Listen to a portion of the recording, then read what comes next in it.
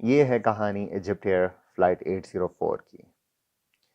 18 مئی 2016 کو ایک ایئر بس A320 پیرس کے چارلس ڈی گال ایئرپورٹ سے ٹیک آف کر رہا تھا۔ پلین میں 66 لوگ سوار تھے۔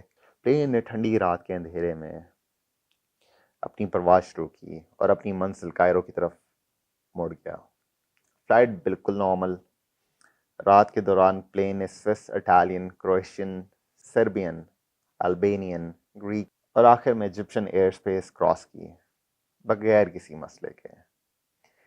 11:22 PM UTC پر فلائٹ گریک ایئر اسپیس میں انٹر ہو گئی اور اس وقت الٹیٹیوڈ 37,000 فیٹ تھا۔ ایئر ٹریفک کنٹرولرز نے فلائٹ کو ڈائریکٹ KUMV وے پوائنٹ کی طرف جانے کا کہا، جو گریک اور ایجپشن ایئر اسپیس کے درمیان ایک باؤنڈری پر تھا۔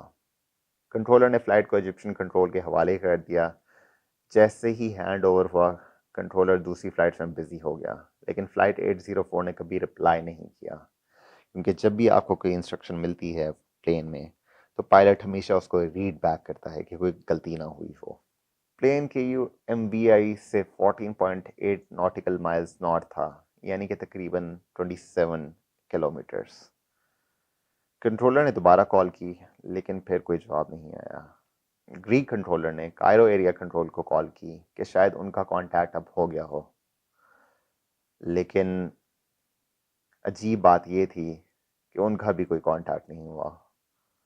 اب کنٹرولر سیریسلی پریشان ہو رہا تھا۔ اس نے پھر سے فلائٹ کو ہیل کیا، لیکن پھر بھی سائلنس۔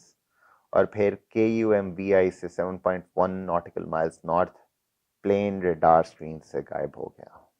فلائٹ 804 لاس تھی اور گراؤنڈ پر کسی کو بھی نہیں پتا تھا کہ کیوں۔ کنٹرولر نے فوراً گریک ایئر فورس کو انفارم کیا۔ اسی وقت میڈیٹرینین کے اوپر ایک سیٹلائٹ نے فلائٹ 804 کا ELT سگنل پک کیا، یعنی کہ ایمرجنسی لوکیٹر ٹرانسمیٹر۔ اس کا مطلب بالکل کلیئر تھا، پلین سمندر سے ٹکرا چکا تھا۔ کچھ ہی منٹس میں گریک اور ایجپٹ دونوں کے جیٹس اور ریسکیو ٹیمز سرچ ایریا میں پہنچ گئے۔ زندہ بچنے والوں کی تلاش شروع ہوئی، لیکن افسوس کہ کوئی بھی سروائیور نہیں تھا۔ فلائٹ 804 کا لاس ایک گہرا راز بن گیا۔ نہ ہی کوئی میڈے کال آئی، نہ کوئی وارننگ۔ ایک لمحے میں پلین بالکل ٹھیک تھا، سب بالکل ٹھیک تھا، اور اگلے ہی لمحے میں پلین میڈیٹرینین سی کی طرف گر گیا۔ اب سوال تھا کہ ریکج کیسے نکالا جائے۔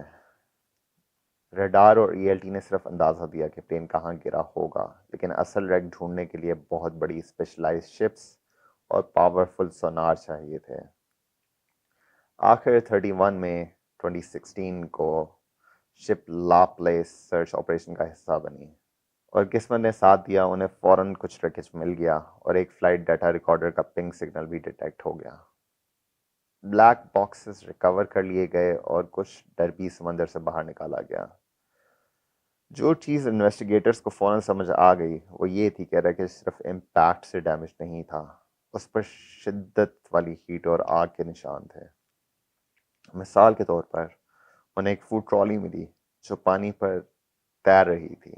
یہ ٹرالی کمپوزٹ اور میٹل سے بنی ہوتی ہے، لیکن یہ ٹرالی اتنی بری طرح سے اندر کی طرف مڑ چکی تھی کہ اپنی سٹرکچر ہی کھو چکی تھی۔ ایجپشن اتھارٹیز کے مطابق صرف پانی سے ٹکرا کر اتنا ڈیمیج ہونا ناممکن تھا، اور جو چیزیں ملیں، کرو کا luggage, headrest, seat covers, backpacks, سب پر آگ اور ہیٹ کے اثرات تھے۔ یہ کلیئر ہو گیا کہ فلائٹ 804 اچانک اور بہت شدت سے آگ کی شکار ہوئی۔ اب سوال صرف ایک تھا، آگ لگی کیوں؟ فلائٹ ڈیٹا ریکارڈر نے لاسٹ مومنٹس کی تصویر کلیئر کر دی۔ 12:29 اور 26 سیکنڈز AM سے 12:29 AM اور 45 سیکنڈ، صرف 19 سیکنڈز کے اندر پلین کے 13 کمپیوٹر سسٹمز لوز ہو گئے۔